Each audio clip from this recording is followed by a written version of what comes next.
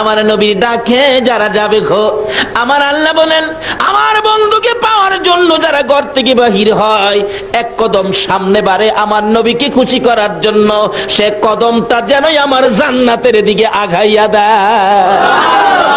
নবীকে যারা ভালোবাসতো, নবীকে যারা খুশি করত, নবীর জন্য যারা পাগল ছিল, কিভাবে ডাকতো? হাদিস শরীফ খুঁজলে পাওয়া যায়, আমার নবী একদিন দুইটা চোখের পানি ছেড়ে ছেড়ে কাঁদতেছেন। সাহাবীরা জড়ো হয়ে যায়, ইয়া রাসূলুল্লাহ, এইভাবে চোখের পানি ছেড়ে ছেড়ে কেন কাঁদেন, আমরা জানতে চাই। আমার নবী জবাব দেন, সাহাবীরা রে, আমার অতি আদরের একজন সাহাবীকে আমি চিঠি দিয়ে পাঠাইছিলাম এক বাদশার দরবারে, রাস্তার মধ্যে আমার সাহাবীকে ধরে গলাটা কেটে ফেলছে রে, কলিজাটা খুলে ফেলছে, তারপরেও লাশটা গাছের মধ্যে ঝুলাইয়া রাখছে। আমার চিঠি খানি অপমান করেছে, তোরা পারবি নি রে আমার চোখের পানি মুছতে, আমার ওই সাহাবীর রক্তের প্রতিশোধ নিতে পারবে কিনা? সাহাবীরা জড়ো হয়ে যায়। রা ফুটন্ত কলি যুব সংঘের সদস্যরা, তোমাদের মতো যুবকেরা দৌড়াইয়া বাড়িতে যায়, মার পায়ে সালাম করে যুদ্ধের পোশাকটা পরে তরবারিটা হাতে লইয়া মার কাছে দাঁড়াইয়া দাঁড়াইয়া বিদায় নেয়। মাগো, আমার নবীকে খুশি করার জন্য তরবারি লইয়া ঘর থেকে বাহির হলাম, ভাগ্য যদি ভালো হয় ফিরে আসবো, আর যদি ভাগ্য ভালো না হয় বিদায় করে দাও, দেখা হবে গো হাসরের ময়দানে। নবীকে খুশি করার জন্য তরবারি হাতে নিয়েছি, যদি ভাগ্য থাকে আসবো, না হয়তো দেখা হবে হাসরের ময়দানে। নবীর সামনে জড়ো হয়ে যায় সকল সাহাবীরা, আমার নবীর চোখের পানিগুলো জর্জর করে পড়তেছে। আমার আল্লাহ বলেন, বন্ধুগো, তোমাকে যারা খুশি করার জন্য আসবে, আমি আল্লাহ অটোমেটিকলি খুশি হইয়া যাইব। বন্ধুগো, আমি যদি তোমার জন্য এত কিছু করতে পারি, আর তোমার জন্য যদি আমার বান্দারা কিছু করে, আমি আল্লাহ সব তাদেরকে দিব, কোনো চিন্তার কারণ নাই। এবার সাহাবীরা জড়ো হয়ে যায় মুতার যুদ্ধে যাওয়ার জন্য। মুতার যুদ্ধের ময়দানে চারপাশে জড়ো হয়ে গেলে রাসূল বলেন, এই যুদ্ধের প্রধান সেনাপতি বানাবো আমি আমার পালিত পুত্র যায়েদ ইবনে হারেসাকে। যায়েদ ইবনে হারেসা বলেন, ইয়া রাসূলুল্লাহ, আমি তো রাজি। শোনো যায়েদ, তুমি যদি শহীদ হয়ে যাও, বলুন তো রাসূল যাকে জুদি লাগায়া শহীদের কথা বলে, সেই জুদিটা কি কনফার্ম কিনা? নবীজির কথার মধ্যে কোনো ব্যস্কম আছে? যায়েদ বলেন, ইয়া রাসূলুল্লাহ, আমি রাজি, তুমি যদি শহীদ হও, রাসূলের কথাই শহীদ হব, তাতে কোনো দ্বিধা করব না। জাফর ইবনে আবু তালিব রে, যুদ্ধের ময়দানে দ্বিতীয় সেনাপতি তোমারে বানাইতে চাই, তুমি রাজি কিনা? জাফর বলেন, হুজুর আমি রাজি। জাফর রে, তুমি যদি শহীদ হয়ে যাও। জাফর বলেন, ইয়া রাসূলুল্লাহ, আপনি নবীকে খুশি করার জন্য শহীদ হব, আমার কোনো আপত্তি থাকতে পারে না। আবার রাসূল বলেন, জাফর রে, তোমার আপত্তি থাকতে পারবে না, কিন্তু তোমার যে ছোট্ট ছোট্ট দুইটা ছেলে আছে, ছেলেরা যদি কান্দে আব্বু আব্বু কইয়া। এবার জাফর বলেন, ইয়া রাসূলুল্লাহ, ছেলেরা কাঁদুক, তাতে আমার কোনো আপত্তি নাই, ছেলেরা যেখানে মনে চায় সেখানে যাক, আমি রাসূলের কথা মানতে যাইয়া যুদ্ধের ময়দানে শহীদ হব, জান্নাতের দরজায় যায়া দাঁড়াইব। আমার নবী বলেন, জাফর রে, যাও যাও, তোমার পরের সেনাপতি হবে আব্দুল্লাহ ইবনে রাওয়াহা। আব্দুল্লাহ ইবনে রাওয়াহার সামনে হাজির, হুজুর আমি তো রাজি, তুমি যদি শহীদ হও, হুজুর আমিও শহীদ হব, তাতে আমি কোনো দ্বিধা করব না, আপনার কথা মানব, আপনাকে ভালোবাসা দিব। ঠিক আছে, যাও, সকলে বিদায় নিয়ে আসো। বিদায় নিয়ে আসতেছে, একের পরে এক লম্বা ঘটনা। বিদায় নিয়ে এসে নবীর সামনে দাঁড়াইতেছে আমার নবীর পালিত পুত্র যায়েদ ইবনে হারেসাকে ডেকে বলেন, যায়েদ রে, তুমি তো প্রধান সেনাপতি হবে, আমাকে খুশি করার জন্য তুমি কি সেনাপতির দায়িত্ব পালন করতে রাজি? এবার যায়েদ বলেন, হুজুর আমি এক কোটিবার রাজি, তুমি বিদায় নিয়ে আসো। হুজুর গো, সবাই বিদায় নিয়ে আসতে গেল, আমি কার কাছ থেকে বিদায় আনবো? আমার তো মা নাই, বাবা নাই। আমার নবী বলেন, যায়েদ রে, আমার পালিত পুত্র হিসাবে অনুমতি দিলাম, হুজরার ভিতরে ঢুকো, তোমার মা আয়েশার কাছ থেকে তুমি বিদায় নিয়ে আসো। যায়েদ ইবনে হারেসা পর্দার ভিতরে ঢুকে, হুজরার ভিতরে ঢুকে মা আয়েশা সিদ্দিকা রাদিয়াল্লাহু তাআলা আনহার পায়ে সালাম করতেছেন। মা আয়েশা মাথায় হাত দিয়ে চোখের পানি ছেড়ে দিয়ে বলতেছেন, মউত, আমার পালিত পুত্র যায়েদ যুদ্ধের ময়দানে যাবে, প্রধান সেনাপতি হবে। রাসূল বলেছে যায়েদ যদি শহীদ হয়, আয়েশা কান্দে, হ্যাঁ মাবুদ, যেই নবীর মুখ থেকে জীবনে কোনোদিন মিথ্যা কথা বলতে শুনি নাই, যেই নবীর কথার মধ্যে বেশ কম দেখি নাই, আমার পালিত পুত্র জাইদ আজকে শহীদ হবে, আমি মা হইয়া বিদায় দিলাম গো, আমার জাইদকে তুমি কবুল করো। জাইদ ইবনে হারেসা মার পায়ে সালাম করে নবীর সামনে হাজির, চোখের পানিগুলো মুছতেছেন। আমার নবী বলেন, জাইদ রে, বিদায় আনছো? হুজুর বিদায় আনছি। এদিকে আয় আয় আমার পাশে। আমার নবী নিজে জাইদের গায়ে যুদ্ধের পোশাক পরাইয়া তরবারিটা হাতে উঠাইয়া দিয়ে বলতেছেন, জাইদ, প্রধান সেনাপতির দায়িত্ব দিলাম রে আমি রাসূলের হাতে, দেখি কিভাবে প্রধান সেনাপতির দায়িত্ব পালন করবি। উঠো দেখি, ঘোড়ার উপরে উঠো। চট করে লাফ মেরে ঘোড়ার উপরে উঠছেন, তরবারি হাতে নিয়ে বলতেছেন, ইয়া রাসূলুল্লাহ, বলুন তো আপনি খুশি হইবেন নি? জীবন দিতে যায় জিজ্ঞেস করে আপনি খুশি হবেন নি? আপনারা কি পারবেন এই রাত্রের কিছু সময় দিয়ে আমার রাসূলকে খুশি করতে? কে কে রাজি হাত তুলে দেখান। মাশাআল্লাহ। নারে তাকবীর, নারে রিসালাত, নারে গাউসিয়া, জসনে জুলসে ঈদে মিলাদুন নবী হযরতুল আল্লামা আলহাজ তোফাজ্জল হোসেন সাহেব, উড়ন্ত গোলাপ ক্রীড়া সংগঠন। ছেড়ে দে নৌকা মাঝি যাব মদিনায়, ছেড়ে দে নৌকা মাঝি যাব মদিনা, মদিনাতে কান্দে নবী উম্মতের মায়ায়, মদিনাতে কান্দে নবী উম্মতের মায়ায়, ছেড়ে দে নৌকা মাঝি যাব মদিনায়, ছেড়ে দে নৌকা কামাজি যাব মদিনা। নবী মদিনাতে আছে শুইয়া, গুনাহগার উম্মতের মায়া, মদিনাতে আছে গুনাহগার উম্মতের মায়া, সেই নবীরই প্রেমে সবাই পাগল হও না, সেই নবীরই প্রেমে সবাই পাগল হও না। ছেড়ে দে নৌকা মাঝি যাব ছেড়ে দে নৌকা মাঝি যাব মদিনা, ছেড়ে দে নৌকা মাঝি যাব মদিনা। সেই নবীর প্রেমে পাগল হইয়া, সাত সমুদ্র পাড়ি দিয়া, নবীর প্রেমে পাগল হইয়া, সাত সমুদ্র পাড়ি দিয়া, নবীর রওজা জিয়ারতে হব রওয়ানা, নবীর রওজা জিয়ারতে হব রওয়ানা, ছেড়ে দে নৌকা মাঝি যাব মদিনা, ছেড়ে দে নৌকা মাঝি যাব মদিনা। ভাই সাহেব, কষ্ট হইতেছে আপনাদের? সাহাবীরা জীবন দিত নবীর জন্য, আমরা কি একটা রাত্র দিতে পারবো না? নবী খুশি হবে না বেজার হবে? বলে, হুজুর আমরা রাতের খবর কি নবী পাইবো? আসল কি নবীজি মদিনায় আছে কিনা বলুন তো? এখন সজাগ না ঘুমো? আপনারা কে কে কি করতেছেন নবী দেখতেছে কিনা? সমস্ত ঠিকানা CSR আর খতিয়ান সহ আমার নবী দেখে। তাহলে এখন নবী খুশি হবে না বেজার হবে? আল্লাহ বলবেন, বন্ধু গো, এরা কি তোমার পাগল? আমার রাসূল রওজা পাক থেকে এখন আর বসে না, শোয়া না, এখন বসে গেছে। আল্লাহ বলেন, আমার বন্ধু রওজারে পর্দাগুলো উঠাইয়া দাও। রাসূল এখন বাংলাদেশের দিকে তাকিয়ে আছে। এই ফুটন্ত কলি সোনার ছেলেদের আয়োজনের এই মাহফিলের দিকে তাকিয়ে রাসূল দুইটা হাত বাড়ায় ডাকতেছে, প্রভু গো, আমার এই পাগলদেরকে কি তুমি মাপ দিবা না? আমার আল্লাহ বলতেছেন, বন্ধু গো, যাদের জন্য তুমি মাপ চাও এটা কি আমি ফিরাইতে পারি? যাও, তোমার চাওয়া মাফ আমি কবুল করে নিলাম। জোরে জোরে কোন সুবহানাল্লাহ। এই মাপ রাসূল যদি আমাদের জন্য আল্লাহর দরবারে দরখাস্ত করে মাপের জন্য, আল্লাহ মাফ করে দিবে। এই মাপ পাইছি কিনা এটাও তো বোঝা দরকার। ভাই আপনি মিথ্যা কথা কইেন না। মাপ পায়া থাকলে মনটা শান্তি লাগবে, ভালো লাগবে, বসে থাকতে ইচ্ছা করবে। এখন কি আপনাদের অশান্তি লাগে নাকি শান্তি লাগে? বসে থাকতে ইচ্ছা হয় না? বাসায় যাইবেন গা? আচ্ছা, কে কে বাসায় যাইবেন গা একটু হাত তুলে দেখান। কবি বলেন, ইয়ে হাম সব মুসাফির হ্যাঁ वही आखिर ठिकाना, कोई आगे रोआना है, कोई पीछे रोआना। আমরা যেখানে আছি, যেই যত মজবুত করে বিল্ডিং বানান না কেন, আল্লাহ বলে এটা মুসাফির খানা। বানাইতেছো তুমি, তুমি কতদিন থাকবে? তোমার পরের হেরা আইতেছে।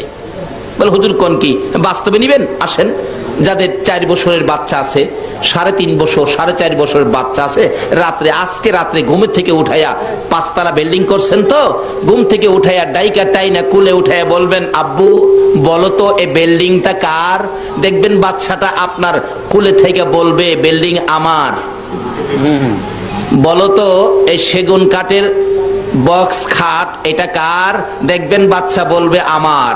আপনি বললেন, হ্যাঁ বেটা আমার রোজগারের পয়সা দিয়ে বানাইলাম বিল্ডিং, খাট পালং ফার্নিচার, তোর হইলো কিভাবে? বাচ্চা দেখবেন আপনার কুলে থেকেই বলবে, ও আমার দি। এটা প্রমাণ করেন।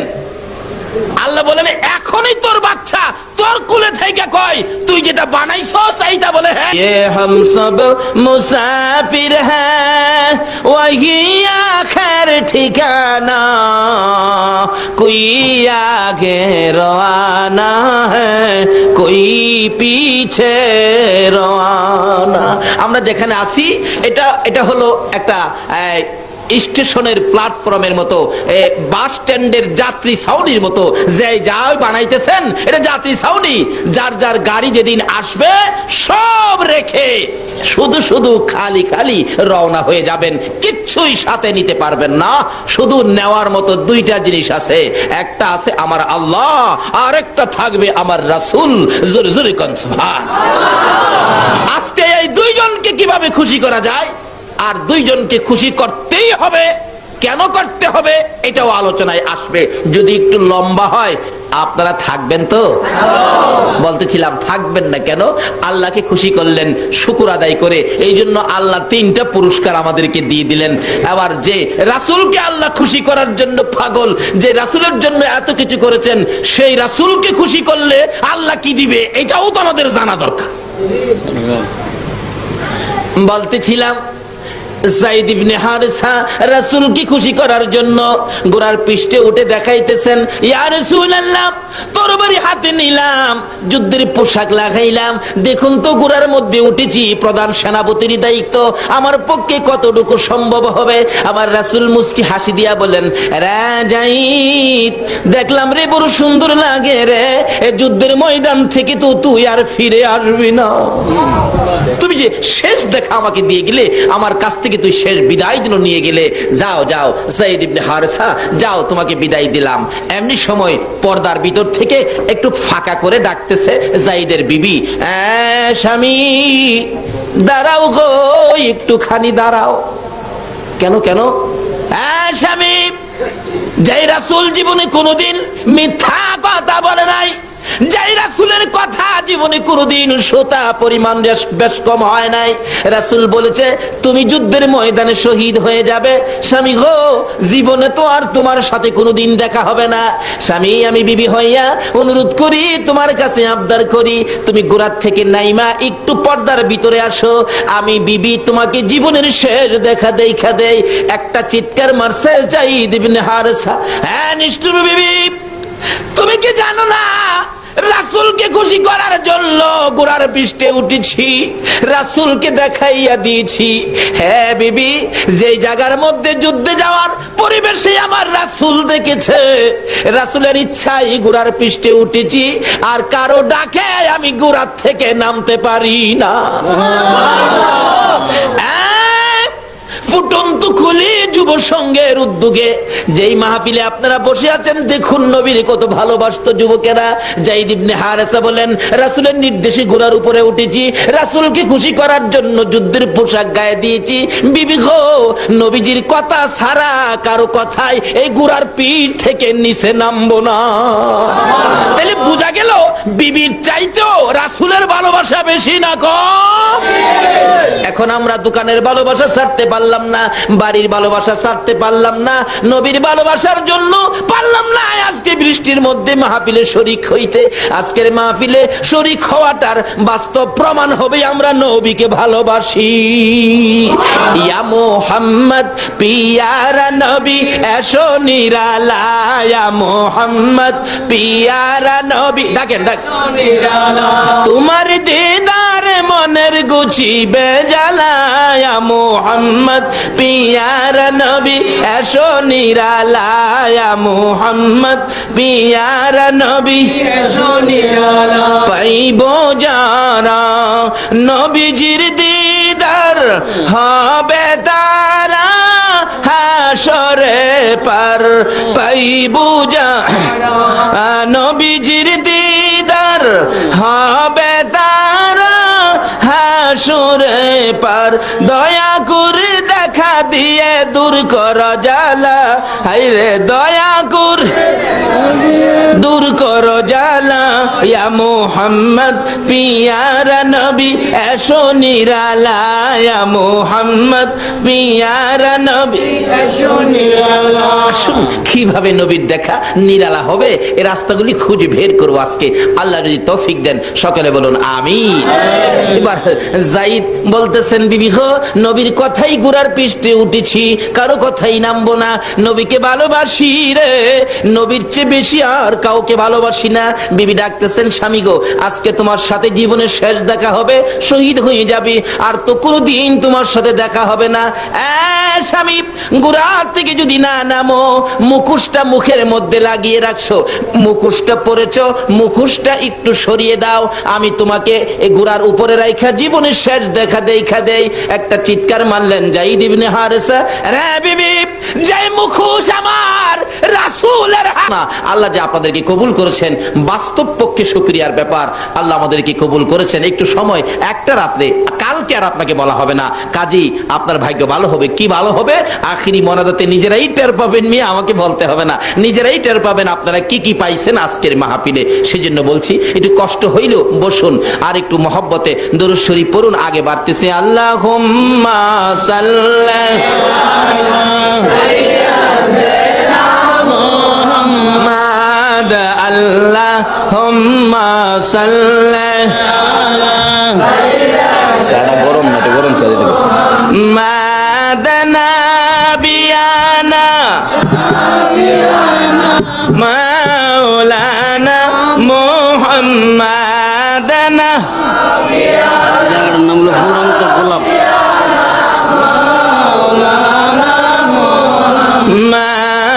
আল্লাহুম্মা সাল্লি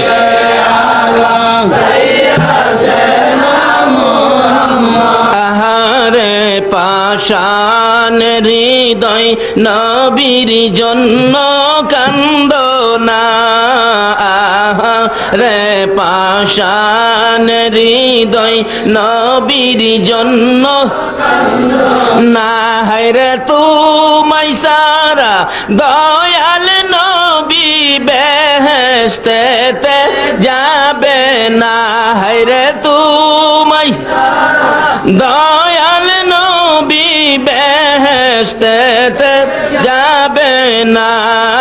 আল্লাহুম্মা সাল্লি আলা সাইয়্যিদিনা মুহাম্মাদ, আল্লাহুম্মা সাল্লি আলা সাইয়্যিদিনা মুহাম্মাদ, আল্লাহুম্মা সাল্লি সারা গরম না, গরম চালিয়ে দেব মাদানা বিয়ানা মাওলানা মুহাম্মাদানা, জায়গাটার নাম হলো ফুরন্ত গোলাপ,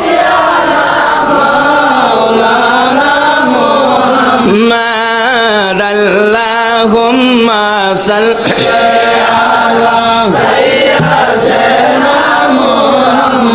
আহারে পাশান হৃদয় নবীর জন্য কান্দনা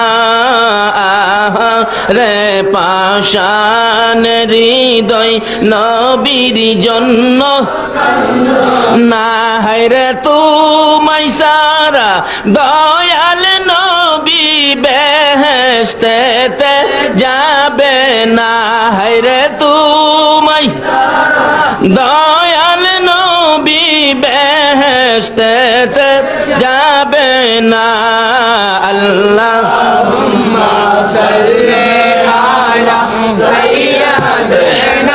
মুহাম্মদ আল্লাহুম্মা সাল্লি মুহাম্মদ নাবিয়ানা মুহাম্মদ নাবিয়ানা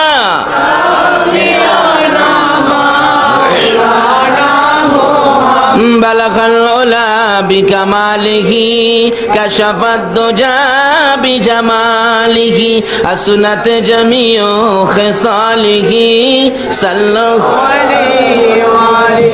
বলতেছিলাম নবীকে খুশি করার জন্য যাই তৈরি হয়ে যায় দুনিয়ার কারো কথা মানতে রাজি না নবীর কথাই মানবো কেন নবীকে বিবি পাশে দাঁড়াইয়া বলেন স্বামী গো অন্যদিন কোথাও গেলে বাচ্চাদের মাথায় হাত বুলান বাচ্চার দুই গালে চুমা দেন বাচ্চাদেরকে আদর করে জিজ্ঞেস করেন কি আনবো কি খাইবা কি তোমাদের দরকার আজকে কেন বাচ্চাদের দিকে তাকান না বাচ্চার মাথায় হাত বুলান না বাচ্চাদের দুই গালে চুমো দেন না হযরতে জাফর ইবনে আবু তালিব বলেন বিবি কোনো প্রশ্ন করবে না আমি রাসূলকে খুশি করার জন্য রওনা হয়েছি যুদ্ধের ময়দানে যাবো রে বিবি কোনো প্রশ্ন আমাকে করবে না জাফর ইবনে আবু তালিবের বিবি বুঝি ফেললেন এবার বুঝি কঠিন সমস্যা হতে পারে ও স্বামী আসুন আপনাকে নিয়ে একটু দোয়া করি কি দোয়া করবি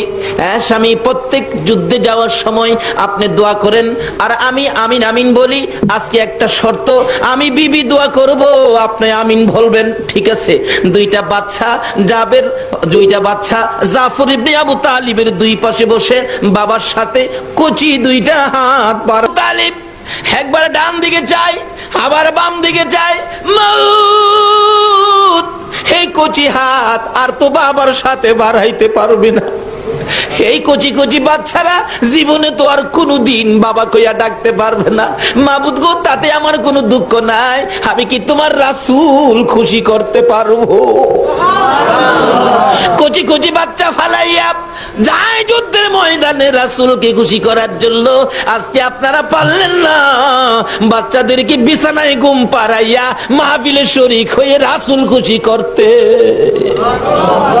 কারা আসছেন খুশি করার জন্য নিশ্চয়ই আপনার মা আপনারা যখন মায়ের পেটে ছিলেন মা এই নবীর উপর দুরূদ শরীফ পড়ছিল দুরূদের তাসীর আপনাদের গায়ে আছে বিরাই আজকে আপনারা এই মাহফিলের মধ্যে শরীক হয়েছেন আর এই মাহফিলের দিকে পাও বাড়াচ্ছেন নিশ্চয়ই আপনাদের পাও কদম খুলু জান্নাতের দিকে আগায়া যাচ্ছেন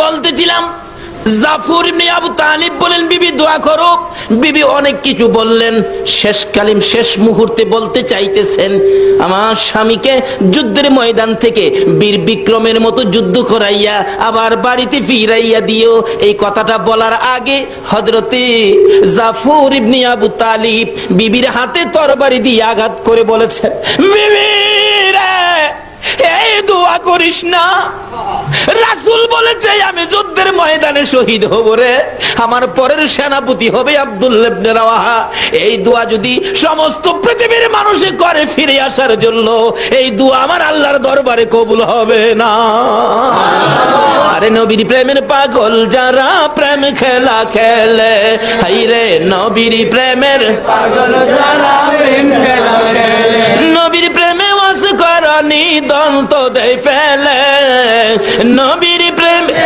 ওয়াস করনি দন্ত দেই ফেলে নবীর প্রেমের পাগল যারা প্রেম খেলা খেলে, হাইরে নবীর প্রেমের পাগল সারা প্রেম খেলা খেলে। হানজালা পাগল ছিল নবীর প্রেমে জীবন দিল, হানজালা পাগল ছিল নবীর প্রেমে জীবন দিল, গোসল করাইলো তারে ফেরেশতার দলে, গোসল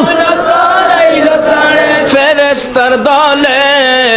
নবীর প্রেমের পাগল যারা প্রেম খেলা খেলে, হাইরে নবীর প্রেমের পাগল সারা প্রেম খেলা খেলে। পাগল ছিলেন হযরত আলী, সূর্যের সাথে কথা বলি, পাগল ছিলেন হযরত আলী, সূর্যের সাথে কথা বলি, নামাজে আমি পড়লে তুমি যাইবে রে তলে, নামাজে আমি পড়লে তুমি যাইবে রে তলে।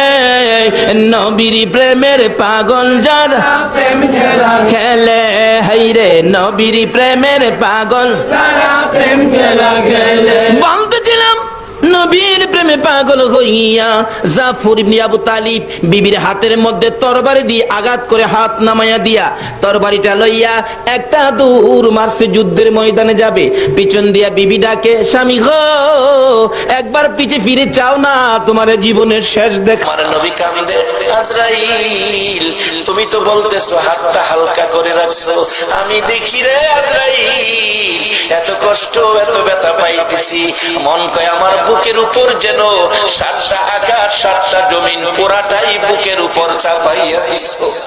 আরে আজরাইল 7 আসমান 7 জমিন যদি বুকের উপর চাপাইয়া দেওয়া হয়, মনে হয় এত কষ্ট আমি পাইতাম না।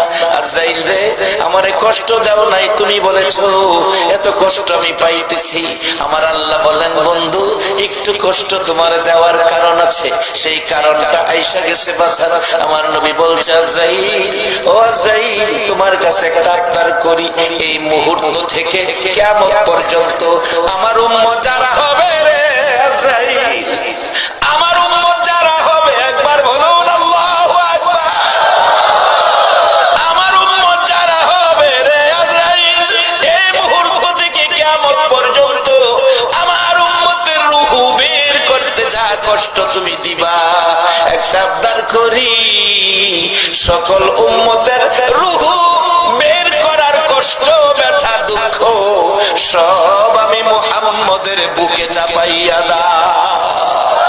আরে উম্মতের কান্ডার নবী রহমতের বান্দার, বলুন উম্মতের কান্ডার নবী, নবী বিনে রোজ হাসরে কে করিবে পার, নবী বিনে রোজ হাসরে কে করিবে পার, উম্মতের কান্ডার নবী রহমতের বান্দার, উম্মতের কান্ডার নবী,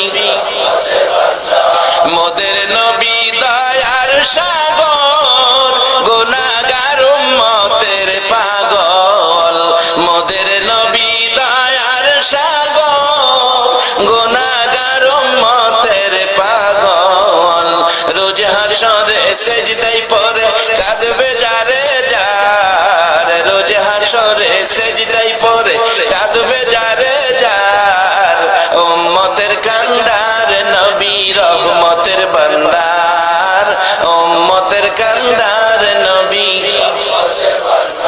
যাইয়া দেখো মদিনাতে কান্দে নবী দিনে রাইতে, যাইয়া দেখো কান্দে নবী দিনে। এমন বাচ্চা ঘুম পাড়ায়, বাচ্চা কোলে নিয়ে ঘুম পাড়ায়, মা স্তনের দুধ খাওয়ায় আর বাচ্চাকে ঘুম পাড়ায়, মা ঘুম পাড়ায়, বাচ্চা দুধ খাইতে খাইতে মার কোলে ঘুমিয়ে গেলে মা বাচ্চাকে বিছানায় শোয়া আস্তে করে মুখ থেকে মা স্তনটা বাইর করে নিয়ে আসে, বাচ্চাটা ঘুমাইয়া গেলে মা আস্তে করে স্তন মার বাচ্চার মুখ থেকে বের করে নিয়ে আসে। হুজুর বাচ্চা যেমন ঘুমিয়ে গেলে মা স্তন মুখ থেকে বের করে নিয়ে আসে, বাচ্চা খবর পাই না গো নবী, এর চেয়ে আরো সুন্দর করে আপনার উম্মতেরা ঘুমিয়ে যাবে, আমি আজরাইল রূহ আরো আস্তে করে বের করে নিয়ে আসব। সেই নবী চিনা, নবী মানা, নবীর উম্মত হওয়া, নবীর পক্ষে থাকা, বলুন আমাদের দরকার আছে কিনা?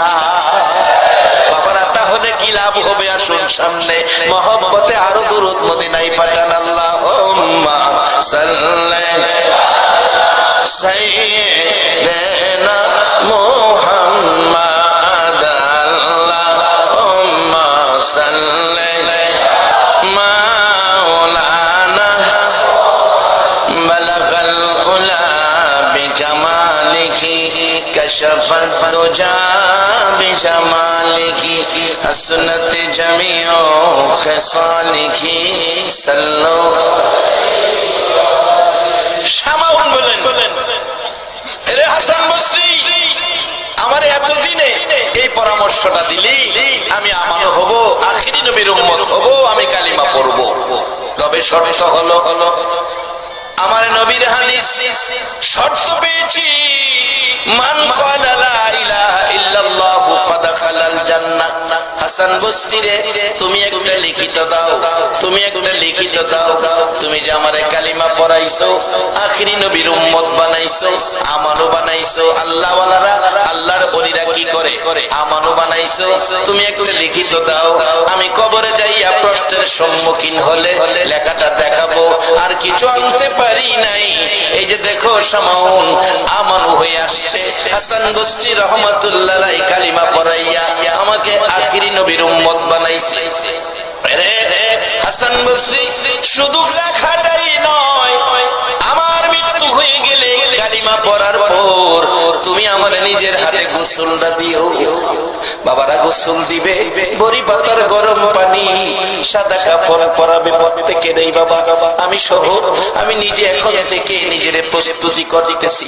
একটা ছেলের মাদ্রাসায় দিছি, ছেলেটা আলেম হবে, ক্লাস 9 এ পড়তেছে, এই বছর 10 এ উঠে গেছে, আলেম হবে।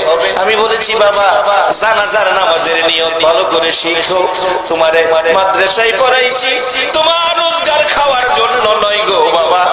আমার যেদিন মৃত্যু হবে সাদা কাফনের প্যাকেট হব, যেদিন আমার জানাজার সামনে শুয়াইয়া তোমার বড় ভাই আমার বড় ছেলে চোখের পানি ছেড়ে ছেড়ে বলবে আমার বাবারে মাফ করে দিও, সেদিন তুমি আমার ছেলে আলেম হইয়া তুমি আমার জানাজাটা পড়বে, এটাই জীবনের শেষ আশা।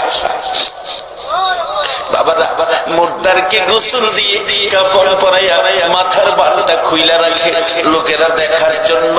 এমন সময় মাথার বান যখন আবার দিয়ে ফেলে মুর্দার কাঁদতে থাকে, ও আমার বন্ধুরা আমার এতিম বাচ্চাটা কাঁদতেছে, তোমরা আমার বানটা খুইলা দাও, আমি আমার বাচ্চাটারে আরেকটা বার দেখা যায়। বলুন এই সময় আমাদের প্রত্যেকের সামনে আসতেছে কিনা? আমার নবী বলেছে, নবী পরামর্শ দিয়েছে কাফা বিল মাউতি ওয়াইদান, আর ওয়াজ লাগে না, একটা ওয়াজ যথেষ্ট। মৃত্যুর কথাটাকে যখন স্মরণ রাখবে, মৃত্যুর কথাটা স্মরণ থাকলে একটা ওয়াজই যথেষ্ট হয়। বাজার আমার লাগানো গাছ থাকবে, আমার বান্দা বিল্ডিং থাকবে, আমার কষ্টের রোজগারের টাকা ব্যাংকে পড়ে থাকবে, আমার শুধু সাদা কাফনটা দিয়া খবর পাঠাবে। সেদিন প্রত্যেকের সামনে আছে কিনা বাজার একটু হিসাব করার জন্য নবী পরামর্শ দিয়েছে। আর দুনিয়াও মাজরাতুল আখিরা, দুনিয়াটা আখিরাতের বাজার। বাজার মার পেটে ছিলাম, রূহের জগতে ছিলাম, রূহের জগতে বাজার নাই, মার পেটে ছিলাম, বাজার নাই। কবরে যাব, একটা পুরি সার দোকানও পাইবেন না। বাজার হাসরের মাঠে যাবেন, তরি তরকারির দোকান পাবেন না। দোকান হইল দুনিয়াতে। রাসূল পরামর্শ দিয়েছে রোজগার যা করেন এখান থেকেই করেন। আজকে যারা মাহফিলে বসে আছো গো, তোমরা কবরের শান্তির ব্যাগ বাজার দিয়া বইরা ফালাইছো। একবার বলুন আল্লাহু আকবার। যার বাস্তবতাই ছিলাম হাসান বসরি রাহমাতুল্লাহ আলাইহি গোসল দিলেন, মৃত্যুর পরে শামাউনকে কাফন পরাইলেন, কাফনের ভিতরে কাগজটা ঢুকাইয়া দিলেন। জানাজা শেষে কবরে দাফন করে বাড়িতে এসে ঘুমিয়ে গেলেন। আল্লাহর ওলি হাসান বসরির জীবনীতে লেখে, রাত্র গভীর স্বপ্নে দেখতেছে শামাউন জান্নাতি পোশাক পরে আয়েশা ডাকতেছে, হাসান বসরি, এই তোমার কাগজটা তোমার দেওয়ার জন্য আসছি, এই তোমার কাগজ তুমি নিয়ে যাও, তোমার কাগজ আমার প্রয়োজন পড়ে নাই রে হাসান বসরি।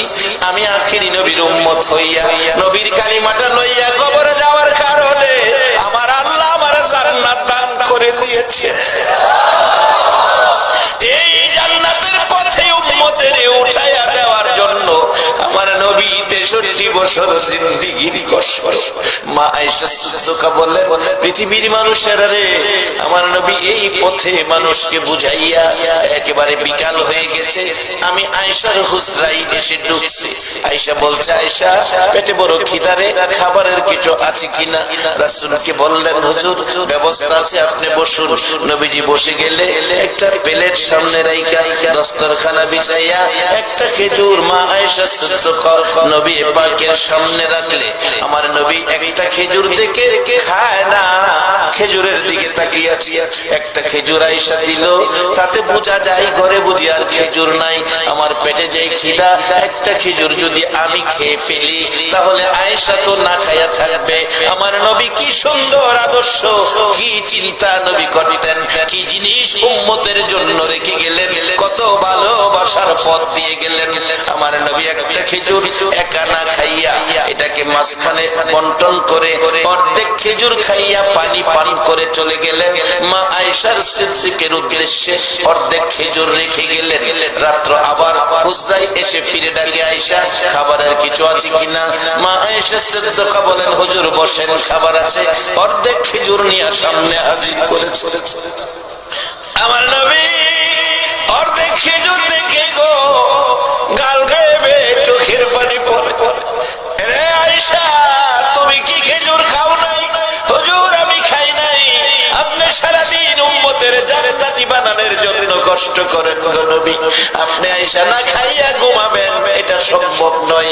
আমি আয়েশা করে থাকি, কষ্ট করি না, আমি না খাইয়া ঘুমাইতে পারি।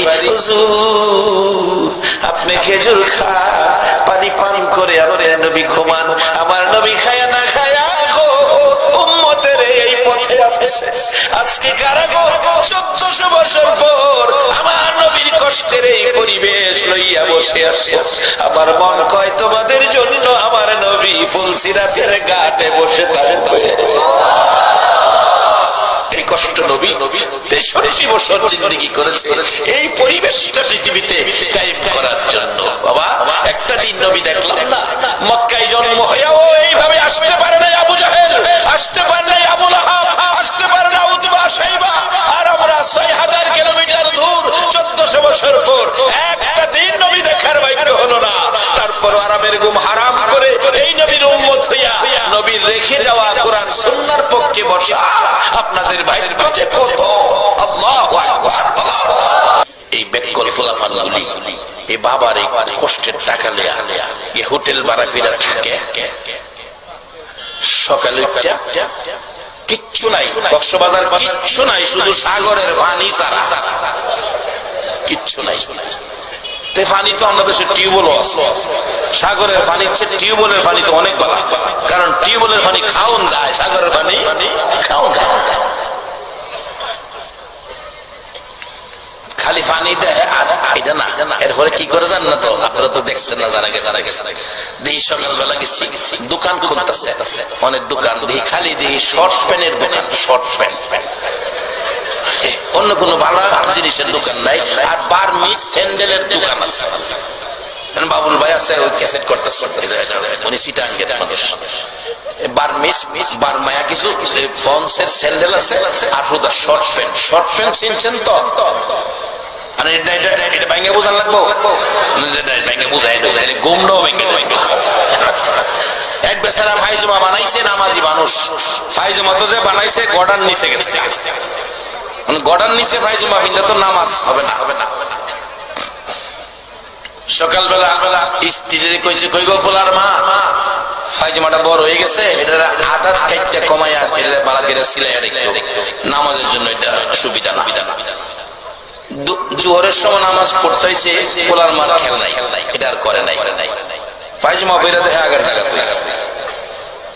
পরে পরে মেয়েরে কইতেছে, মা মা তোমার মারে কইলাম কথাটা শুনো না, তুমি এটার আদত কমাই এটা সিলিদা দিও। মেয়ে কো আব্বা আমি সিলিদা দিব। আসরের সময় পড়তে এসে আয় দেখে আগের জায়গাতে। কি গো মায়া? আব্বা আমার মন নাই। ফোলার বউ রে কইছে, বউ দুজনে কইলাম শুনলো না, তুমি তো ফোলার বউ, আমার কথাটা শুনো, এটার আদত কমাই সিলিদা দিও। মাগরিব পড়তে এসে আয় দেখে আগের জায়গাতে। কি গো? আব্বা আমার মন নাই। ছোট বোন আছে একটা, বোনের কইছে, বোন গো হেরা তো করলো না, তুই তো আমার বোন, ভাইয়ের দরদটা তোর কাছে আছে। তো ভাই কি করতাম? কয়টার আদার কমাইস। আচ্ছা আচ্ছা গেছে গায়ে এসার করতে হয়েছে আগে জায়গা। কিরে ভাই আমার মন নাই।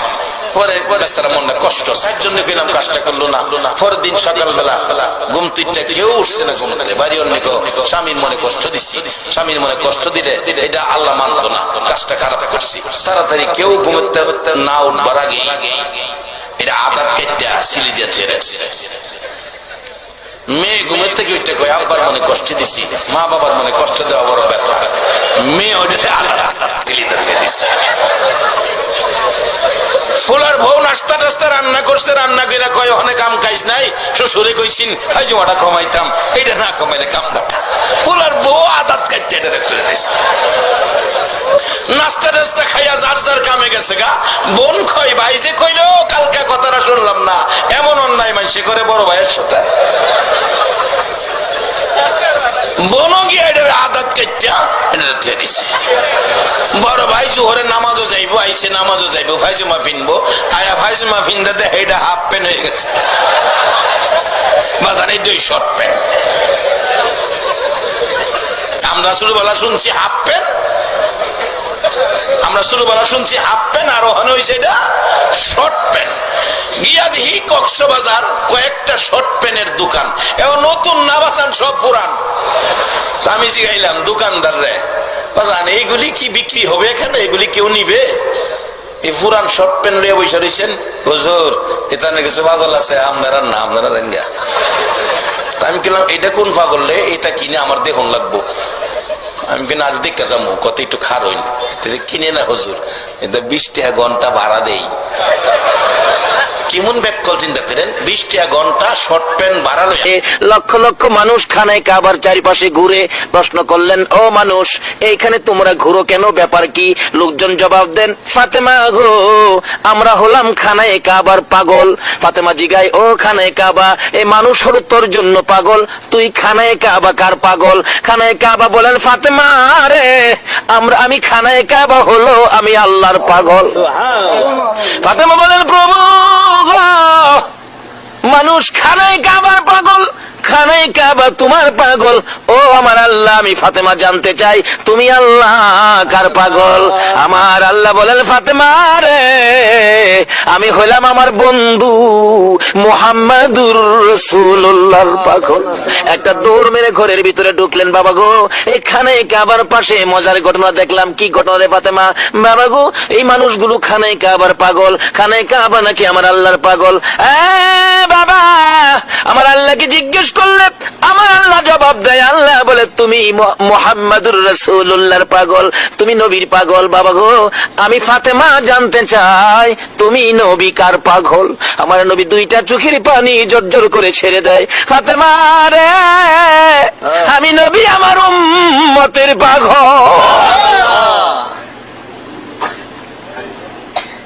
আল্লাহু আকবার, আল্লাহু আকবার। ইব্রাহিম আল্লাহর পাগল হইয়া কি করে? আরে আল্লাহ যার ভালোবাসায় কুল কায়নাত সাজাইছে, আজকে সে নবীর উম্মত আমরা। আমাদের চরিত্র কোথায় আর নবীর আদর্শ কোথায়? আল্লাহ পাক কোরআন শরীফে আমাদের উদ্দেশ্যে ওয়াজ করেছেন, ইয়া আইয়ুহাল্লাযীনা আমানু দুখুলু ফিস সিলমি কাফা, তোমরা পুরোপুরি ভাবে ইসলামের মধ্যে দাখিল হয়ে যাও। যদি হইতে পারি আমাদের শক্তি কত হবে, ক্ষমতা কত হবে, পাওয়ার কত হবে। আগেকার দিনে এখানে মুরব্বীরা আছেন, আগেকার দিনে মুরব্বীদের মুখে শুনছি বৃষ্টি না হইলে বৃষ্টির জন্য মাঠে নামাজ পড়ছে, নামাজ পড়ে নাকি বাড়িতে আইতে পারছে না, বৃষ্টি নেমে গেছে। আমার দাদার মুখে শুনছি, আমরা নামাজ পড়তে গেলে রে নাতি নামাজ পড়ে বাড়ি যাইতেছি না, বৃষ্টি নেমে গেছে। কেন? তারা পুরাপুরি ভাবে ইসলামের মধ্যে দাখিল ছিল। বলুন এখন যদি বৃষ্টি লেগে নামাজ পড়ে কানতে কানতে সোহের হানিদা জমিন ভিজাই তারবো, আকাশ থেকে বৃষ্টি পড়বে না। কেন? আমরা যে আমানত হলো ফিসসিলমি কাফার ভিতরে ঢুকতে পারলাম না। আগেকার দিনের মা চাচিরা আমানত হলো ফিসসিলমি কাফার মধ্যে ছিল। আগেকার দিনে মা চাচিরা দেখছি ফজরের আজানের আগে ঘুম থেকে উঠছে, ওইটা উড়ান বাড়ি ঝাড়ু দিছে। সুযোগটা পাইলে পুরুষ উঠবার আগে রাস্তাটাও ঝাড়ু দিলাইছে। মুরব্বীরা লক্ষ্য করলে এই খবরগুলি পাইবেন। উড়ান বাড়ি ঝাড়ু দিছে, পুরুষ বাইরেবার আগে রাস্তাটাও ঝাড়ু দিলাইছে। এরপরে যায় ফজরের নামাজ পড়ছে, তারপরে সূরা ইয়াসিন পড়ছে, তারপরে রান্নাঘরে রান্না করতে গেছে। সারা গ্রাম বিচাইরা সূরা ইয়াসিন পড়ে একটা মহিলা রান্না করে গেছে না। এই জন্য সুখ শান্তির বাজারে আগুন। আসুন আমানুদ হলো ফিসসিলমি কাফার মধ্যে ঢুকি, আল্লাহর সাথে সম্পর্ক করি, নবীর আদর্শের মালা গলায় পড়ি, তাহলে সুখ শান্তি ফিরে আসবে। আজকে কত দিবস, কত দলের মানুষ কত রাজনীতিতে নামছে। রাজনীতিকেরা শান্তি আনবো, সুখ আনবো, এই দলে কয় আমরারে ভোট দেন শান্তি দিব, এই দলে কয় আমরারে ভোট দেন শান্তি দিব। রাজনীতি করেন, যে এই দল করেন, আমি নিষেধ করি না, আমার কোনো আপত্তি নাই, যে যেটা মনে চা করেন। কিন্তু আমানত হলো ফিসসিলমি কাফার মধ্যে আইন না হয় যাদের পক্ষে রাজনীতি করে দৌড়বেন, যারা আপনারা শান্তি দিব, অহন কিলাম হেরা হয়ে অশান্তি আসেনি। অশান্তি হেরা শান্তি দিব কইতে, হেরাই তো অশান্তি। আটলি ভিক্ষা পামু। ইব্রাহিম নবী চোখের পানি ছেড়ে দিয়ে কান্দে, রে ভিক্ষুকেরা, নিষ্ঠুর ভিক্ষুকেরা রে, যাইস না, তোরে যাইস না রে, আবার আমার প্রভুর নাম শোনাইয়া দে, প্রভুর নামের গান আমারে শোনাইয়া দে। ভিক্ষুকেরা বলেন, ও ইব্রাহিম নবী, এবার গান শোনাইলে তুমি আমরারে কি দিবা? আমাদের ভিক্ষা দরকার, খালি হাতে কি শোনাবো? এবার ভিক্ষুকেরা বলেন, আমাদেরকে কি দিবা? ইব্রাহিম নবী বলেন, ভিক্ষুকেরা রে, আরো যে বাকি অর্ধেক সম্পত্তি আছে রে ভিক্ষুকেরা, আমি ইব্রাহিম কথা দিলাম, আমার বন্ধুর নামের গান শোনাইলে, আমার বন্ধুর ভালোবাসায় আমি ইব্রাহিম, আমি আবার বাকি সম্পত্তি গুলো আমি তোদেরকে দিয়ে দিব। সারা সম্পত্তি ডালাই মালিকের সাথে সম্পর্কের জন্য পরীক্ষা করে ইব্রাহিম দিয়ে দিলেন সারা সম্পত্তি। এবার ভিক্ষুকেরা সম্মতি লিয়া জায়গা। আচ্ছা, আসলে কি হারা যাইবাগাল নিবাগাল লেগেছে না পরীক্ষা করতেছে? আচ্ছা, ইব্রাহিম ডাহে, ও ভিক্ষুকেরা যাইস না, কি আবার গান শোনা, গান শোনাইলে কি দিবেন? ইব্রাহিম নবী চোখের পানি ছেড়ে দিলেন, রে ভিক্ষুকেরা, কথা দিলাম রে, আবার যদি আমার প্রভুর নামের গান শোনাচ্ছে ভিক্ষুকেরা, আমি ইব্রাহিমের আর কিছুই নাই, কথা দিলাম যতদিন বেঁচে থাকি রে, আমি ইব্রাহিম তোদের বাড়িতে গোলামি করব। এমনি দুই ফেরেশতা ভিক্ষুকের বেশ ছেড়ে দিলেন। ভিক্ষুকের বেশ ছেড়ে দিয়া আসলে কি হেরা নিবার লেগেছে? আমরা দেশের ভিক্ষুকের নিবার লেগে দেখবেন ভিক্ষাও করে, আবার সুযোগ পেলে চুরিও করে না? কিন্তু এই ভিক্ষুক আর এই ভিক্ষুক এক ভিক্ষুক না। এক বেচারি শাশুড়ি মারা গেছে, বৈশাখে দাওয়া কাটির ঝামেলা, সময় পায় না কানবার লেগিয়া। আশপাশি মহিলারা কয়, এ বউটা কি মন গো, হরিরা মরলো, একটু খাইন্দা দেখলো না। মানুষ খালি সমালোচনা করে। মানে এই বেচারি এক ভিক্ষুক ধরছে, ভিক্ষুক বেডি গ্রামে গ্রামে আড়ে ভিক্ষা করে, জোয়ান বেডি দেখে ধরছে, বোন গো হই না যা, আমার দুঃখের কথা কেউ শুনতেই না, কি সে আমার হরিরা মরছে, আমার কামের ঝামেলা, কানবার সময় পাই না, মানুষ আমার সমালোচনা করে, এই বেডি সারাদিন আমার হরির লেগে কানবে, আমি তোরে হুসাইয়া দেম, বাড়াই দিতে। আচ্ছা কোন তো যে বেডির হরি মরছে, এই বেডি হরির মায়ায় কানবো, হরি আমারে মায়া করছে, জিয়ের মতো দেখছে, মায়ের মতো দেখছে, আমার না লইয়া খাইছে না, আমি গোসল না করলে বইয়ে রয়েছে, গোসল ভাত খাইয়া গিয়া গোসল করবি, এরকম মায়া করতো হরি আমারে, এই মায়া হরি লেগে বউ কানবো, মানে এই ভিক্ষুক বেডি কানবো কি কইয়া? বেডি তো মালের লোভে বইয়া কান্দে, মাগো মা দেওই না কি না ওই দে, মাগো মা আল্লাহ ওই দে না হিজ না ওই দে, মাগো মা দান ওই দে না সাইল ওই দে। দান দিলে তো ঠগা, এবার তো দানও সাইল নাই। মাগো মা দান ওই দে না সাইল ওই দে, কম ওই দে না বেশি ওই দে। এই বেড়ে কি গো, কি গস, হ্যাঁ বোন গো দুঃখে কান্দি। আচ্ছা এই বেডির দুঃখ আর এই বেডির দুঃখ এক দুঃখ হইব? আমরা দেশের ভিক্ষুক আর ফেরেশতা ভিক্ষুক এক বেশের ভিক্ষুক হইব? ওই ফেরেশতারা কয় হ্যাঁ ইব্রাহিম, আমরা দুনিয়ার স্বার্থপর ভিক্ষুক নয় রে, আমরা হলাম আল্লাহর ফেরেশতা। আল্লাহু আকবার। আমরা এসেছিলাম, আমার আল্লাহ তোমাকে ভালোবাসে, তুমি আমার আল্লাহকে ভালোবাসো, তোমাদের ভালোবাসা পরীক্ষা করার জন্য আমি ইব্রাহিমের কাছে এসেছিলাম। আমরা দুইজন ফেরেশতা, ভিক্ষুক নয়, লও তোমাদের সম্পদ। ও ইব্রাহিম, তোমার সম্পদ তোমারে দিয়ে গেলাম। আজকে ইব্রাহিমকে এত পরীক্ষা, ইব্রাহিম নবীকে পরীক্ষা তো ফাঁস করলেন, কিন্তু এত পরীক্ষাই তো আমরা পড়ি না। একটু পরীক্ষা করলেই তো মাশাআল্লাহ আমরা ডাইলিয়ে যাই। বলতেছিলাম আমরা আমানুদখুলু ফিসসিলমি কাফার মধ্যে যদি ঢুকতে পারি আমাদের পাওয়ার বাড়বে, দাম বাড়বে। আমার নবী কি শিক্ষা দিয়ে গেলেন? আমানুদখুলু ফিসসিলমি কাফার মধ্যে ঢুকতে গেলে এই রূপ আমাদের মধ্যে থাকতে পারবে না। কারো ক্ষতি করা, কারো বিপদে ফেলানোর চিন্তা করা, এটা থাকতে পারবে না। আমার নবীর আদর্শ কি ছিলেন? আবু জাহেল গর্ত করছে, নবীরে মাইরা লাইতো, নবী তো পার হয়ে গেছে, অহন গর্তের ভিতরে হইরা আছে কে? আবু জাহেল।